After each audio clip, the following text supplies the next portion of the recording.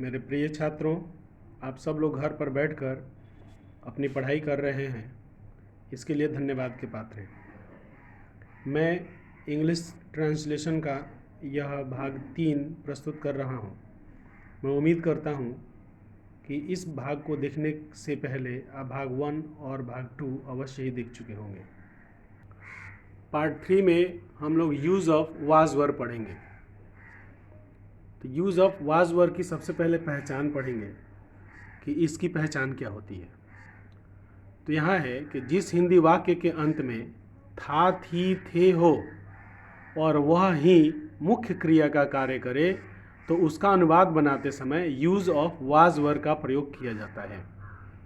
देखिए पहचान है इसका कि वाक्य के अंत में क्या रहना चाहिए जी, था, थी, थे रहना चाहिए और मुख्य क्रिया का कार्य भी करना चाहिए। इसके दो बने भाग हैं। एक तो हम लोग देखेंगे सबसे पहले कि वाक्य के अंत में था, थी, थे में से कोई हो, एक हो, और वह भी हो, था हो, थी हो, थे हो, तो वह मुख्य क्रिया का कार्य करना चाहिए, तभी हम लोग वाज वर्ब का प्रयोग करेंगे, अन्यथा वाज वर्ब का प्रयोग नहीं करेंगे। जैसे वह राजा था, इसमें जो है वह राजा था, इसके अंत में था है। दूसरा है मैं घूमता था, इसके अंत में भी था है। परंतु पहला जो वाक्य है उसमें था जो है मुख्य क्रिया का कार्य कर रहा है, दूसरा वाक्य में मुख्य क्रिया घूमना है, था नहीं है। वह राजा था, इसमें क्रिया है ही नहीं। तो जिस वाक्य में क्रिया नहीं रहता है उसमें है, हूँ, हो, था, थी, थे से क्रिया का कार्य करवाया जाता है, जबरदस्ती करवाया जाता है। तो उस परिस्थिति में हम लोग वाज वर्ब का प्रयोग करते हैं। परंतु दूसरा वाक्य में देखिए मैं घूमता था, इसमें भी था है, परंतु यहाँ घूमना क्रिया है। मुख्य क्रिया क्या है? घूमना। यदि मुख्य क्रिया घूमना है, था को छोड़ के कोई अलग क्रिया है, तो उस परिस्थिति में हम लोग वाज वर्ब का प्रयोग नहीं करेंगे। तो देखिए इस पर कटिस लगा दिए हैं कि इस प्रकार के वाक्य में जिसमें मुख्य क्रिया था, थी, थे नहीं हो तो उसमें हम लोग वाज वर्ब का प्रयोग नहीं करेंगे, और जिसमें मुख्य क्रिया था, थी, थे हो तो वाज वर्ब का प्रयोग करेंगे। एक बार फिर से हम लोग पढ़ते हैं पहचान।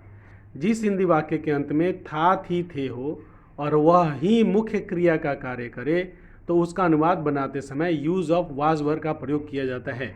यहाँ दो शर्त दिया गया है, अंत में था, थी, थे और वह मुख्य क्रिया होना चाहिए। जैसे वह राजा था, इसमें मुख्य क्रिया था है, इसलिए वाज वर्ब का प्रयोग होगा। मैं घूमता था, इसमें मुख्य क्रिया घूमना है, इसलिए वाज वर्ब का प्रयोग नहीं होगा।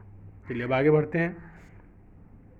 इस सब बात को आप लोग फेयर में लिख लीजिएगा, इसका नोट्स बना लीजिएगा और उसके बाद बार बार आप लोग इसको रिवाइज करते रहिएगा तो आपको नियम याद रहेगा, और जब जब भी वाक्य आपके सामने आए तो आप लोग उसको बनाइए। अब दूसरा यूज़ ऑफ वाज। अब वाज और वर दो को बात आ गया। अब इसमें से वाज का प्रयोग कहाँ करेंगे और वर का प्रयोग कहाँ करेंगे, इस पर हम लोग चर्चा करते हैं। अब जब हम लोग वाक्य पहचान जाते हैं कि इसमें वाज वर का प्रयोग होना है तो हम लोग देखेंगे कि जो कर्ता है, कर्ता मीन्स पहला शब्द जो है वह आई हो या थर्ड पर्सन सिंगुलर हो। आई हो या थर्ड पर्सन सिंगुलर, आई माने मैं हो या थर्ड पर्सन का सिंगुलर। थर्ड पर्सन सिंगुलर में होता है वह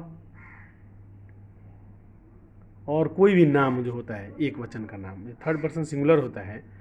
तो आई हो माने मैं हो या कोई थर्ड पर्सन सिंगुलर हो तो वाज का प्रयोग करेंगे, उसके साथ में वाज का प्रयोग करेंगे। जैसे नीचे है वह राजा था, देखिए वह जो है थर्ड पर्सन सिंगुलर, तो इसके साथ वाज लगाएंगे, ही वाज ए किंग। चलिए अब आगे बढ़ते हैं। Use of verb.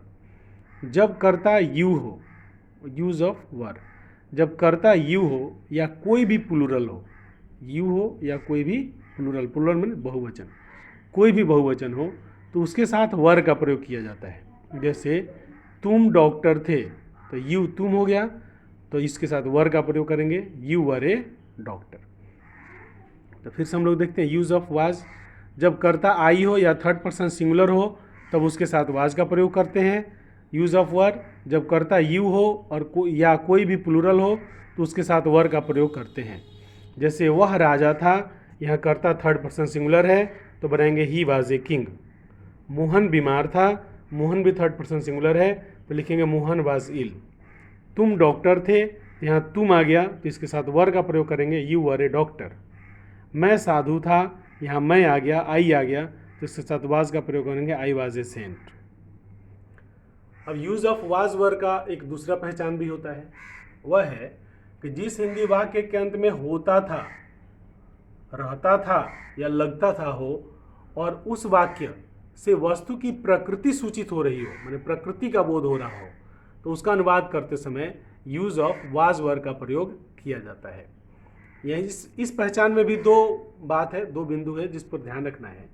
वह यह है कि अंत में होता था, रहता था, लगता था हो और वाक्य से प्रकृति सूचित होती हो, उस वस्तु की प्रकृति का सूचना मिलता हो, उसका आदत का सूचना मिलता हो, तो उसमें हम लोग यूज ऑफ वाज वर्ड का प्रयोग करेंगे। जैसे चांद काला होता था, चांद की प्रकृति के बारे में बता रहा है, होता था है, तो लिखेंगे द मून वाज ब्लैक।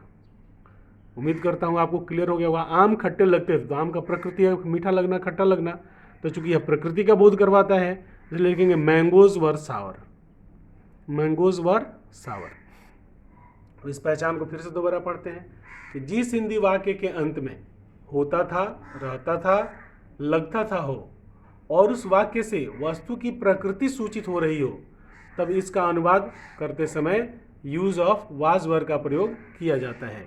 जैसे चांद काला होता था, द मून वाज ब्लैक, आम खट्टे लगते थे, मैंगोज वर सावर। इन दोनों पहचानों को आप ध्यान में रखिए, जिससे वाज वर्ड का प्रयोग करते समय आपको कठिनाई नहीं होगी। अब हम लोग कुछ उदाहरण एग्जाम्पल लेते हैं।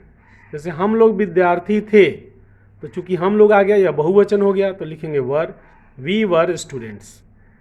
वे लोग किसान थे, तो वे लोग आ गया, बहुवचन हो गया, दे वर फार्मर्स। साधु लोग मेहनती होते थे, सेंट्स वर लेबोरियस। गोपाल भिखारी था, थर्ड पर्सन सिंगुलर है, तो गोपाल वाज ए बेगर। वह पागल थी, तो शी वाज मैड। तुम अनपढ़ थे, तो you were illiterate, you were illiterate. यह वीडियो देखने के लिए आप लोगों का बहुत बहुत धन्यवाद। हमारे चैनल को अवश्य सब्सक्राइब करें और अपने जैसे जो उत्साही छात्र हैं जो घर बैठे पढ़ना चाहते हैं उनसे भी सब्सक्राइब कराएं। इस चैनल पर आपको टेक्स्ट बुक की रीडिंग प्राप्त होगी, नोट्स प्राप्त होंगे, फेयर प्राप्त होंगे और सभी प्रश्नों के जवाब प्राप्त होंगे और अन्य प्रश्न जो परीक्षा में आने वाले हैं उनके भी जवाब प्राप्त होंगे। पुनः आप सबका बहुत बहुत धन्यवाद।